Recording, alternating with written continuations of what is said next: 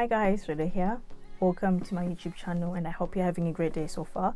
So as promised, I've now started reading again and I am going to review The Girl with the Louding Voice, which is the book which I started reading sometime in early May. And I know we're still in May, but this is how you know I was really into the book because I think I read it in like 4 days. So this is The Girl with the Louding Voice by Daré, and I'm just going to give you a synopsis of the book, and it reads: as a third wife in a small Nigerian village, 14-year-old Adunni is expected to fade into silence. But Adunni will not keep quiet. She's smart, funny, and curious, with an infectiously joyful spirit. And despite adversity awaiting her at every turn, she's set on getting an education, no matter the cost. Determined not to settle for her fate, Adunni embarks on a journey from a village to the wealthy enclaves of Lagos, a journey that will change her life, and if you listen closely, possibly yours. And I promise you, if you really read this book, it will definitely change your life, because Adunni was a character I did not know I needed in my life, but I definitely did, and I enjoyed her so much despite what she went through. And just to give you guys a heads up, I'm probably going to spoil it for everyone. They're going to be spoilers, so if you haven't read the book yet, maybe it's best if you don't watch this video because I might ruin it for you. But if you have, or if you haven't but you the kind of person who does research first, maybe this might be the video for you. And just to give you a bit of the author's background, Daré, she was born in Lagos. She studied law at the University of Wolverhampton and is a Master's of Science. She also has a Master's in Creative Writing, which she acquired at Birkbeck. I think that's how you pronounce it, I hope so. At the University of London, achieving a distinction with an early version of The Girl with the Louding Voice. And she went on to win the literary consultancy pen factor competition in 2018 before publishing the book in 2020. So this book came out last year. Yeah, we're in 2021, so it came out last year, and it was an instant New York Times bestseller, obviously, and also it was shortlisted for the Desmond Elliott Prize and the Guardian's Not the Booker Prize. So Daré lives in Essex with her husband and her 2 children. So I hope you kind of got a full feel of the book from what I've read so far, and let's get into the book review.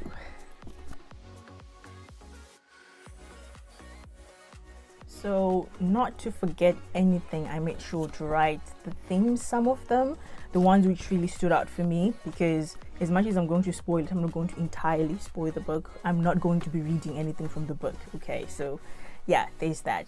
So, one of the most outstanding themes in the book was slave trade. So, in the book, we have Adunni. I think it's best if I talk about Adunni first, because the book is in first person, so it's Adunni who's telling her journey through life. And from the first chapter, you can actually tell she's quite illiterate.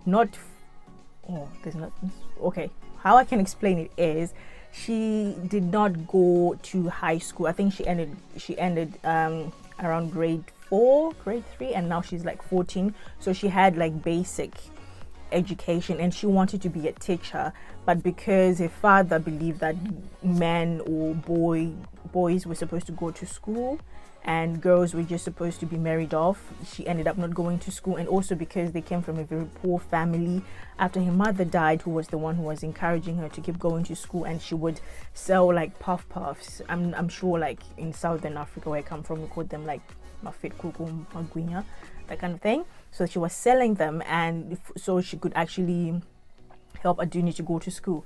But after she died, obviously she could not go to school anymore because of the father. He didn't want her to go to school. He actually ended up marrying her off to some guy who was considered rich. He had like 2 taxes. So Adunni, she had the spirit. She wanted to be a teacher. Even she used to teach like the children in a village, you know, the ABCs, like the basics. And she also used to teach her little brother Cayuse. So with Adunni, if you read the book, she's a very, very witty character. As much as she goes through so much, she kind of has a way of making it seem as if it's not the most, you know. I know obviously you can't measure people's traumas, but just by reading the book, what she goes through, it's so much. But the way that she carries herself, the way that she communicates with everyone, you know, the little phrases that she uses, it kind of makes it a very light read, you know. And with Adunni, she ends up being married off to this Morufu guy, and he has 2 other wives. She ends up befriending one of them, and then that was the second wife, and they become very close friends, but then she dies. I'll kind of explain that because there's a theme that comes up there. So she ends up running away, and then she ends up being trafficked, where we now get into the number 1 topic, slave trade. So apparently in Nigeria, about 15 million young girls under the age of 14 are trafficked. You know, it's for human trafficking to go to other countries. That could be as sex slaves, or they could actually be used as maids, as Adunni ends up being used, because she ends up being a maid or a housekeeper. And there she's abused where she's living there after she has escaped her village. Then she goes to Lagos, where she stays with Big Madam and Big Daddy. So there she's like physically abused. And if I'm being honest, this is something that is also quite common in Zimbabwe, believe it or not. I remember when I was back home, people used to have maids, and they would not allow them to sit on the sofas or on the dining room tables. I know like most people kind of refrain from the term maids, but housekeeper here means something completely different. So I'm kind of using housemaid because it's quite universal in a way. But housekeeper, helper, housemaid, it's all the same when it comes to this context. So as I was saying, she ends up being abused. Like the woman she was hitting, a Big Madam that is, she was hitting her with anything and everything. She would cuss at her, she would like literally abuse her. These are the times she hit her to the point where she was unconscious and she was bleeding from her head. So you can imagine the abuse, and the fact that she was also not getting paid, because the person who got her from a village to come to Lagos was the one who was getting all the money. So the whole time she worked there, she never got paid. And as I was saying, in Zimbabwe, people actually do this thing of not of abusing their maids. I don't know what it is. And I was actually watching a video where Daré was talking about her process in writing the book, and the interviewer was asking if she had any interactions with housekeepers in Nigeria, and she was saying she did have. But what really caught my attention was when she asked her mother what she felt about housemaids, and the mother, she was like, to us they never really seemed as human beings. They were just there, they were just people. So that was something that really stood out for me, that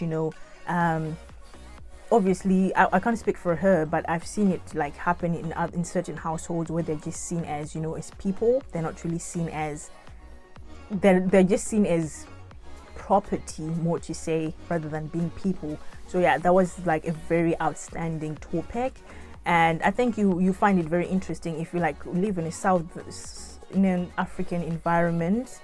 Well, obviously they're different, but I'm pretty sure maybe some of you might have heard something to do with what Adunni went through. So that is something which really stood out, like this whole thing of slave trade, using people, not paying them, and just seeing them as if they're not people.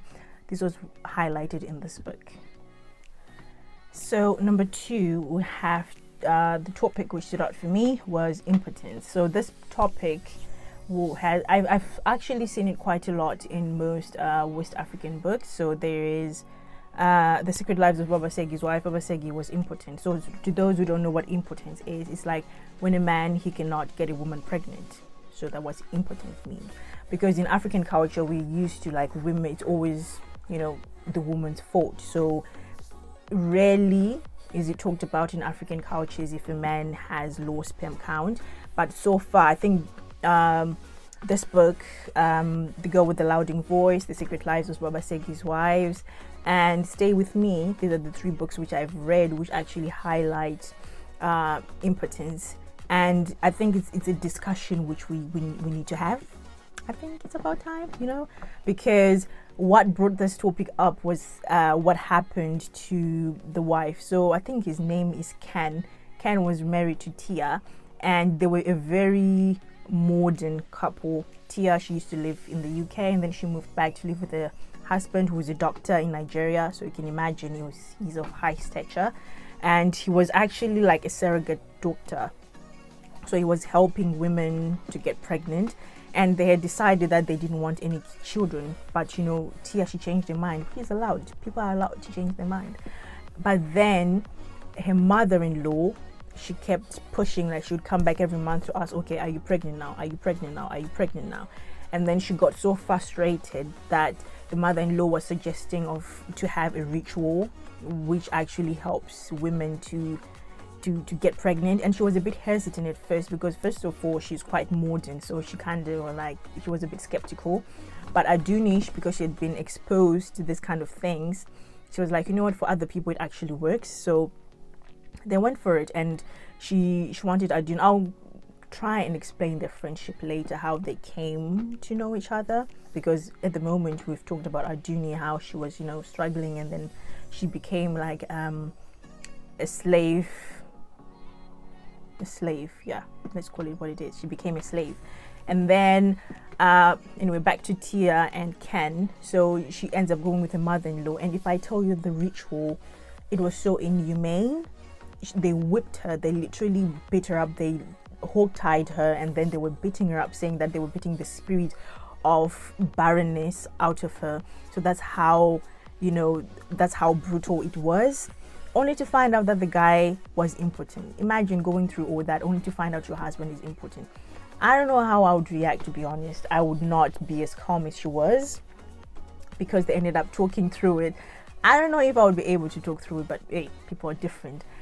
So they ended up talking through it, and then, you know, they decided to go with other routes. So I think they were discussing adoption, but just that scene in itself, it was eye-opening, because Tia, she was quite rich. She was like an environmental lawyer, I think. She was very much into saving the environment, even like the way her house was. And, you know, she was the kind of modern woman, in quotes, where the husband was the one who enjoyed cooking. I kind of related with that. I do not like cooking. I think I've said it too many times, but the husband was the one who was cooking, and then she was just behind doing the cleaning. So it was a bit relatable. But then when she had to go through all that, Adunni, she actually saw that, you know, even rich people, they go through the most. So yeah, that was how impotence was brought out in this book, and it came from a very different angle as from The Secret Lives of Baba Segi's Wives or Stay With Me. Because with this one, obviously, like the kind of job that he did, you could not have imagined, but at the same time you could understand. Not that I'm like siding with what he did, but at the same time you could really understand. And then also because, well, his explanation for not telling her was that, you know, we decided not to have kids, so I didn't feel the need to tell you. I was like, okay, I don't know, but you know, that's the thing. I kind of have this thing of holding grudges with characters. I really take it to heart. So there literally are the characters which I hate till this day, but you know, that's the beauty of literature. It kind of brings your world to life. But yeah, when it comes to impotence, that's where it was brought out how the husband, he was impotent, he didn't tell his wife, and then she ended up being treated in a very cruel way. And the mother-in-law was like, I'm sorry, I didn't know. But the way that she was persisting, she actually disliked her daughter-in-law because of that. But her son had never told the mother that's what was going on. And the fact that he actually said to her, oh, just go and, you know, have the whole ritual thing, I don't know, man, it was a bit very suspicious, very weird. But yeah, that's how impotence was brought up in this book.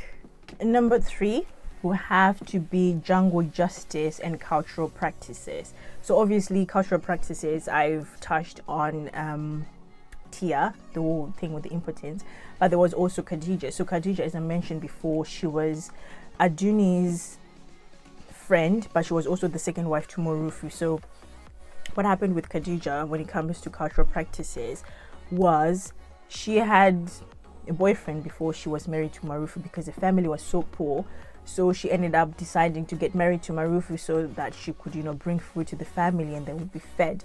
So she ended up having 2 children, but because Marufu, he wanted a male child, she ended up having an affair with a lover from back home, and she fell pregnant. But because when she was about 8 months, or when she was about to give birth, or around the 8-month mark, she started having difficulties with the pregnancy. So she just told Adunni that they're going to go for to see the midwife, but they were actually going to see the boyfriend. Funny thing, the boyfriend was already married. He had a wife, he had a pregnant wife. So they got to the house, and then Adunni, she had to go to get the husband, but she was super confused. She was very reluctant. She didn't want to go because she was not understanding. Mind you, Adunni is very smart, okay? She might be literate, but she's super smart, and I really liked that about her. She's very smart, and she was very witty, so it was very bearable to keep reading the book. And because of a character, I actually wished it was longer than this so that we could see like what happened afterwards. But anyway, Khadija, the boyfriend comes. I'm forgetting his name now. I think it started with a B. I think so, but sorry, I forgot the name. And then apparently the guy in his family, they believe that they could only have male children. But before the woman could give birth, she had to be washed at the river. So Khadija came for this ritual, obviously, because she wanted to give Morufu a male child, but at the same time, she believed that children fulfilled her life. And she told Adunni that, children will actually fulfill your life. But obviously Adunni had bigger dreams. She wanted to be a teacher. She wanted to, explore life for herself. She had to have like love. She genuinely wanted to have love like the one Can and Tia had. So back to Khadija, they go for they get the guy with the B name. I'm forgetting his name, sorry. And then they go to the river. When they get to the river, the guy's like, okay, I'm coming back. Let me go and get the soap so that we can help her. And he does not come back. The man literally runs away. He never comes back, and he leaves Khadija to die. That's how brutal it was because of cultural practices, because they believed that, in his family, the woman had to come and be bathed in the river for her to be able to give birth properly. But because this man here, he had gotten another woman pregnant, and he had a wife who was pregnant, he could not handle, I guess, because I could not really understand, but so he ends up running away, and Khadija literally dies in Adunni's arms. That's how Adunni ended up running away from a village and ended up in Lagos. So you can actually see what really prompted her to leave her house. So she goes back home, not to the marital home, but to her father's house. But knowing her father, she told him, and then he actually had the audacity to go and tell the chief, knowing that the chief would actually kill Adunni, because that's where the jungle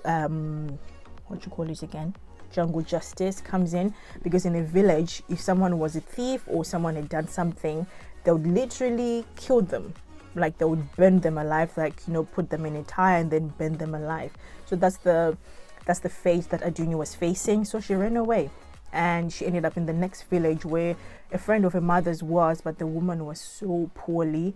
The woman is the one who had a brother who knew, who had an agency which had maids. But the thing is, the woman, the sister to the brother, I hope I'm making sense. I hope you're following this. So the friend to Adunni's mother is the one who had the brother who actually helped Adunni to go to Lagos, where she ended up in the house for Big Madam and Big Daddy. So a father comes looking for her, obviously, because now she's wanted, because of she's actually being accused of murdering Khadija, and also her husband is looking for her. And the family, a father and the older brother, born boy, I hated him, by the way. They were so fond of Morufu, the in-law, because he had money. So they were saying, oh, he's a good man. So whatever Adunni was going to do, it was going to be bad, because these people, they already liked the husband. So she ran away, and they came looking for her. They found her. They didn't really find her, but they knew where she was, at this woman's house, and she was hiding somewhere in a toilet where there was wee and feces and everything. I also liked, by the way, side note, I also liked how she described things. I like authors who can actually show you rather than tell you consistently, because as a reader, I don't like being spoon-fed all the time. It's okay for you to tell me what's going on, but at the same time, it's very important for you to show me so that I'm engaged when I'm reading the book, so that I'm also participating. But yeah, and then Cayuse was her older brother, was a younger brother, sorry. She sees her, but because they have a very strong bond, he does not say anything. So that was the last time she ever saw a family. And I'll touch more on a bond with Cayuse, because it really, really touched me. It reminded me of my brother anyway. But yeah, when it comes to jungle justice, that's what they used to do. They would literally kill people for that. Even when after Khadija had died, Adunni went back to the guy's house, and when she was looking for her, his wife came out, and I think he had told the wife that, tell her that I'm not here, or I don't live here, and she ended up being called a thief. So she ran away, because they also used to kill thieves. So that's how the whole thing of jungle justice came about. They would kill. They did not care. That was the law in the village.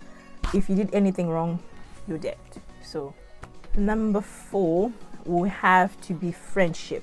So Adunni had a best friend whose name was Enitan, and they were very different characters, which I really liked, because Enitan, she wanted to be married. She was dreaming of being married, and she was like into makeup and things. So it kind of gave you a different perspective. Like these characters, they were full characters. That's what I also liked, because they had the good side and the bad side. So you could actually, they were full characters, which were relatable, and you could not also relate, which is very good.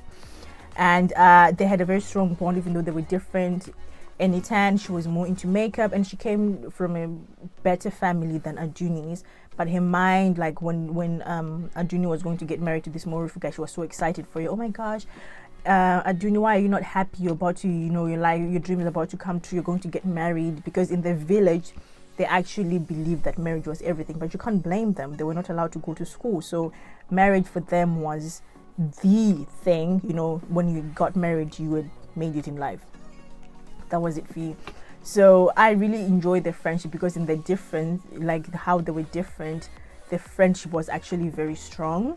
And it also invites you to understand that, there are different people in the world, as always. So it was very good to see them coexisting. There was also Adunni and Kayus. Like I said, Kayus was a younger brother. They were very close. She took care of a younger brother just like her mom used to. I'm sorry, I think I'm hitting the microphone, but yeah, just like her mother used to. So after her mother died, she took over the role of being a mom to Kayus. So they were very close. She would teach him, when he came back home with his homework, she would teach her. And she was very fond of her. Even when she left him some money. And that's where, like, after she ran away and Kayus saw her, the way that she describes how they said goodbye, it was very touching. Because it's like, it was more of a gesture, because he couldn't say anything. So he just held his heart, and then he just gave her a nod to say, okay, I approve, you can go, it's okay, you can leave me, I'll be okay. So that really tugged at my heart, by the way. But yeah, that was very nice. And the other friendship was Adunni and Kofi. So Kofi was the Ghanaian chef at Big Madam's and Big Daddy's house. And he was hilarious. He was just so full of life. And I really liked that he was literally the only male character. Not the only. Actually, yeah, Kayus and Kofi, I think they were the only men who actually protected Adunni. So it was very nice to see a man who didn't have evil intentions, So it was very nice to see the other side of men, if I should say. That's the best thing I can come up with at the moment. But Kofi was very nice, and he was very structured. He wanted to build his things, and then he would go back to Ghana where he was building his house. But his journey, even though it was also hard for him as a foreigner, because after he lost his job, when I think he was working at an embassy, he had to downgrade to come and work for Big Madam and Big Daddy, and they were not very nice people. And I liked how he always criticized Big Daddy, because Big Daddy, he was the worst. Okay, he was the worst. We'll touch on him later on, because there's a specific topics for him. And I really liked how he called him out. Well, not directly, obviously, because he was going to lose his job and he needed the money, but you can actually understand, to an extent. Like when Adunni came in, he was the first person to warn her to say, okay, be very careful of this man, because he's done things. So yeah, they had a very nice friendship, and they ended up calling each other Chale, which means friend. I came to learn. I always heard it, but I didn't know what it meant. So that was very nice. And then there's Adunni and there's Tia. Tia is the lady who I was mentioning before, who had to go through the whole cultural thing of being whipped, and then to chase the spirit of barrenness out of her. And what I liked about Tia was, like I said, she's quite relatable. She's a modern woman. She came back to Nigeria. She went back to Nigeria for love, actually, and she met her husband on Facebook. So, you know, it was quite relatable in that sense. But also she was very outspoken. I remember when they went to a party, and you know, all the ladies, because mind you, these people, they are very rich. They are like they are big daddy and big madam. They are like up there in society, you know. They were like super rich. Their kids were all abroad, studying abroad, and she would go like on holiday in like Switzerland and stuff. So you can imagine how rich she was. So yeah, these were like the people, and they went to a party, and you know, Adunni was there, and then she was serving the food, but she was not supposed to be serving the food because big madam would say she would never be seen by people. She's not supposed to be there because she's stupid, or she's, you know, all those mean things, anything mean you can think of, she called Adunni. And then Tia, at that party, that's where she saw Adunni when she was hit by big madam, and I think she literally kicked her in the head, and then she was unconscious and she was bleeding. Tia was the one who actually took Adunni out, and then she was like tending to her. That's how they got to know each other. And from then onwards, Tia helped Adunni to enter a competition, like it was, yeah, a competition for like a scholarship.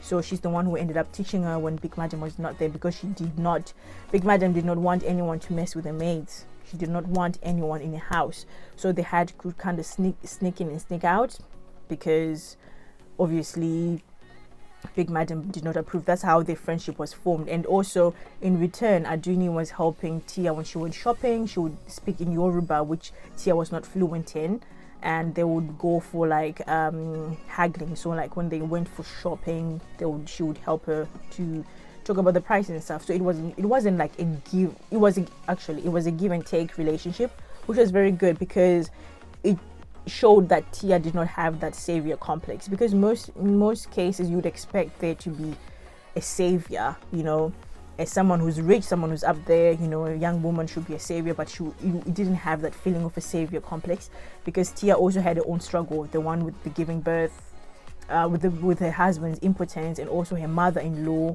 you know. So it was a give and take, because Adunni also played a very huge part in her finally finding herself and realizing why she wanted to have kids, because it was actually what Adunni had said. So it was well balanced, and I really liked that. And also yeah, I think when it comes to friendship, that's pretty much what I can do, because this book is mainly centered on Adunni. So those were the kind of friendships that that stood out for me. And also there was Big Mama and Caroline was a friend, but then she was sleeping with her husband. But you know, I don't know if you call that friendship, but if you do, there's also that. So there's a lot of drama in this book, so I hope you enjoy it. Number 5 will have to be rape and rape apologists. So as I mentioned before, Big Daddy, he was notorious. So he used to abuse all the housekeepers who would come to the house, and given that they were very young girls, so he was a pedophile. Let's call a spade a spade. He was a pedophile, and his wife knew, but also because like she wanted to be loved by him, she did not notice the girls to try and do something about them. She was more concerned about why did he not love her, or you know, why was she not enough. And this is quite common, believe it or not. Usually when this kind of things happen, the shift always turns to the girls. Like, what were you wearing? What were you doing? Why were you doing that? Why were you walking in the dark? You know, what did you say to kind of like provoke the man?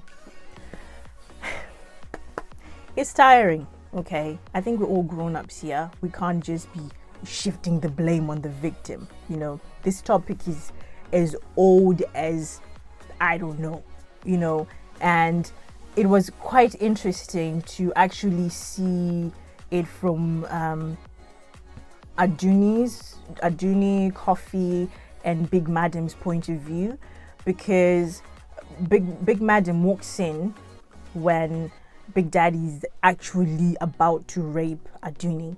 But what happens is that's when she sees a text on her husband's phone. So she's more outraged that her husband is cheating on her with a friend than she is that he's about to rape a 14-year-old girl. And in most cases, it's actually, you know, you can actually see how women play a role in being rape apologists, especially not all, but some. I've actually seen this when their husband clearly rapes someone and they know that he has done it, they shift the blame on the girl. What were you doing? Like I said before, what were you wearing? Why are you not wearing decent clothes? Like it's disturbing, but these things literally happen. So this was actually a very painful experience. And Adunni, she fought for her life. She hit the man, she bit him, she did everything in her power to try and save herself. And I think this was like, if not the second, this was the third time I think he attempted, because his leverage was that, I'm helping you. I'm not telling Big Madam that Miss Tia is coming here to help you with this thing, and I've agreed for you to actually spend time with Miss Tia, because Tia had asked Big Madam if Adunni would help her to go with the shops, but that's the time they were using to actually do this whole thing with the learning, and then helping her to run errands, all this kind of things. And Big Dad was actually the one who said to his wife, oh, you know what's the harm, you can actually let her go. So he was using that as blackmail, if I should say, to say that, I'm helping you do this, so why can't you help me in this way too? And you could think that being young, she could be naive, but she was super smart. Like I said, Adunni was not to be messed with. She was super smart, and she would fight for herself. She would fight for her life. That's what I really loved about her. So this is what happened in the story when it comes to rape and the rape culture, because there was also a previous maid called Rebecca. She was raped. She actually got pregnant, and the story goes, Adunni kind of like mirrors Rebecca in a way, because they're going through the same thing, but no one really talked about what happened with Rebecca, because she just disappeared. No one talked about her, no one said anything, until the driver was the one who actually ended up telling her what had happened. And then Big Mama at the Big Madam, at the end, she ended up telling Adunni what happened to Rebecca. I will not spoil that for you guys, obviously, because you need to know. That's one of the things that kept the story going, because of the mystery. So it kind of got you hooked to really try and understand, okay, what happened to Rebecca. But yeah, that was actually the hook to the whole story. And it's quite interesting what happened to her. And at the end of the book, you actually get to understand what happened, and you can process your way through that. But yeah, there's rape, and there are rape apologists, and you can actually see that, like, even in the rich community, like, a lot is going on. Okay, obviously I wouldn't know firsthand because I'm not rich, okay, but wow, it's a lot. Another interesting topic now, okay, this one really piqued my interest. It was religion and classism in the church. Okay, so I personally have never experienced classism in a church, because my church where I go, I'm like the youth leader and the only youth. So you can imagine how small the church is. Okay, I'm literally leading myself. So we're like, the last time I went to church was last year, like in the building. Obviously now we're using like the Zoom thing, but we were like 6, 8 on a good day. So you can imagine it's very small, so you could never really pick on the whole classism thing. We're all just the same, we're just coming to fellowship, and then that's it. We go home, we talk during the week, blah blah blah, that's it. But wow, the classism in this book, never in my life, I hope I never have to go through what Adunni was going through. This, I didn't know, like, this could be maybe because of it's a book, but if you know of a church, or maybe you've experienced this, where they actually have maids or the poor sitting in their own section, or they have their own separate building in the same church, they cannot mix with the rich. Wow, excuse me, I was shocked. I was really shocked. I did not know that there are actually certain churches where people are actually grouped because they are not rich. I don't know, it really defiles the whole thing of being a Christian, because obviously this is a Christian setting, so I can only speak about being a Christian, but it's messed up. It's really messed up. Like, you'd see, like, for example, Big Madam, she was this lady who was well known in the church, everyone, she would give donations and millions in the church, but then back home she's like beating this girl senseless. She was so crude. Okay, she was the worst person you could ever think of. And I also like how Daré, when she was writing Big Madam's character, she also kind of shows a soft side when it came to, like, I'll just include this with the gender-based violence. So like her husband was punching the heck out of her, like he would beat her up, literally box her. And you would think, these people, they're going to church, they're like the well-known people, but back home they're doing this. And I don't know, man, it was a lot. It was very different seeing it from this perspective. I've heard people talk about it. I, of course, have never experienced it, like I've said, so I wouldn't really know. But obviously, if you've gone through this and you want to share, my comment section is open. I'm always ready to learn. I know people have gone through church hurt. I've heard people talk about church hurt, and I can understand how this kind of thing can actually put off someone off church, because this is like the legit opposite of what Jesus died for. I was really shocked. This really shocked me that the poor, they had their own section, not even section, they had their own building, okay, and then the rich had their own building in the same church. Wow. I really don't know what to say. But as I was saying, to also like bring in gender-based violence, Adunni's mother, she was beaten senseless by her dad, and also Morufu, her husband, he used to beat his wives. And there's Big Madam, and then there's Big Daddy. So I also love this thing that Adunni said. She said she didn't want this kind of marriage for herself. She actually wanted a happy, healthy, safe, soft love. And I was like, you know what, you're right, Adunni, you deserve that. We all want that. We all deserve that. So yeah, that was where gender-based violence came in. It was quite brutal, but it's not like brutal in the sense that, actually it is brutal. I'm not like trying to desensitize it, but I'm just saying in this context, it's not in a way that you as a reader, you'll be traumatized. It wasn't, how do I say, it wasn't gory or kind of a trigger, okay?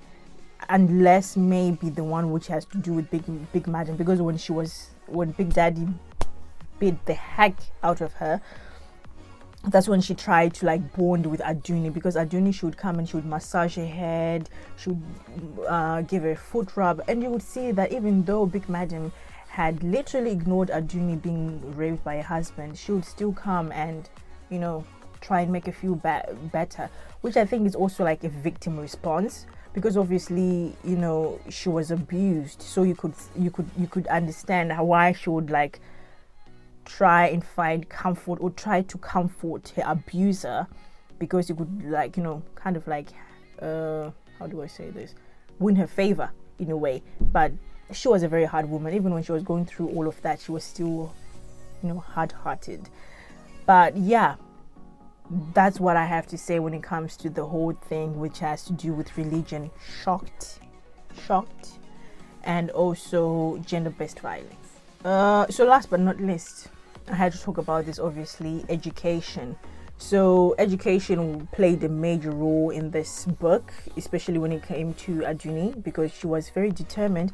Even she used to spend most of her time in the library at Big Madam's house, and there was this book of Nigerian facts, and I actually really enjoyed it. Like, she was coming up with these facts, and then the way that the writer wrote the story, all these facts would actually support the next chapter. So I thought that was pretty cool. That was pretty creative of her to do that. And education, it was super important in this part, because Adunni, I like the statement that she said that rich people, they have all this money, but they also don't have sense. I'm paraphrasing, but it was around that time. It was like in that context that they're exposed to all these things, but the way that they think is quite silly, that kind of thing. So I liked Adunni. She was super smart. She was street smart. She was just acquiring to be like book smart. So I really enjoyed this book, and also I enjoyed the writing style, the phrases that were used. As I said, I wish I could read some of the things, but I can't. But there was like a simile which I really liked. I can't really find it now. I think I can't underline it, but anyway, I can't find it, where she was like comparing Morufu's stomach to that of a hard coconut, so you can actually imagine what a coconut looks like and then the stomach. I really find African writers to be super creative because they kind of use the kind of similes, those kind of phrases, and the writing style. So the writing style in this is first person, as I said, and because Adunni is quite illiterate, you kind of have to take time, take heart, because the English is not very good, but it improves as as time goes. But it's not like, it doesn't end up being like perfect English, so you still have that sense of Adunni of before, because I feel like if she was to end up speaking fluent English, would have lost her in a way, if you get what I mean.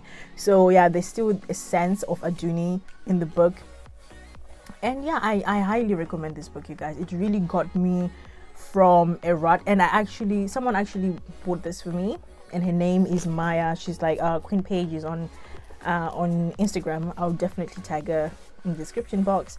She bought this after I told her that, you know, I'm on a book ban, I'm not buying any books, and it's not been easy, guys. It's been very hard. I think I'm in week 4 now. I think I've done well, to be honest. I really have done well, considering I was buying books every single week. I've done well, and I'm super proud of myself. But yeah, I really love this book, and by all means, if you want to discuss more about the book, do hit me up in the comment section or interact, or on my Instagram page, basicgirlreads, Twitter, Facebook. I'm already on Facebook, so I doubt, but if I see your message, I'll definitely reply. So thank you so much, you guys, for taking time to watch this super long video, and I hope this is going to help you if you want. Obviously, I think I've reviewed quite the important topics. There are so many topics, by the way. Obviously, I couldn't talk about all of them, but these are the ones which really stood out for me, and I hope you guys are going to enjoy it when you read it. So until next time, you guys, thank you so much for watching, and bye.